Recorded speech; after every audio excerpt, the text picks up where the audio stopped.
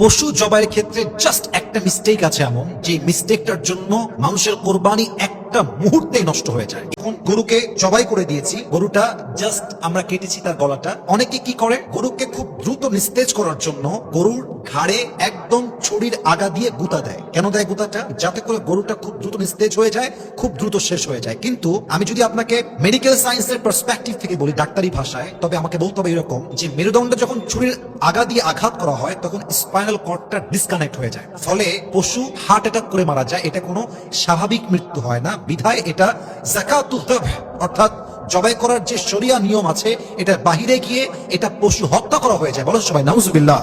নাজায়েজ। এজন্য যারা জবাই দিচ্ছেন মাথায় রাখবেন, সুন্দর করে জবাই দেওয়ার পরে সুন্নাহ পদ্ধতি আদায় করার পরে একদম রেখে দেন, 10 মিনিট 15 মিনিট রেখে দেন। পাশাপাশি তার রক্ত দেখবেন 10 মিনিটে 15 মিনিটে আস্তে আস্তে বের হয়ে সে অটোমেটিক্যালি নিস্তেজ হয়ে যাবে। যখন সে একদম নিস্তেজ হয়ে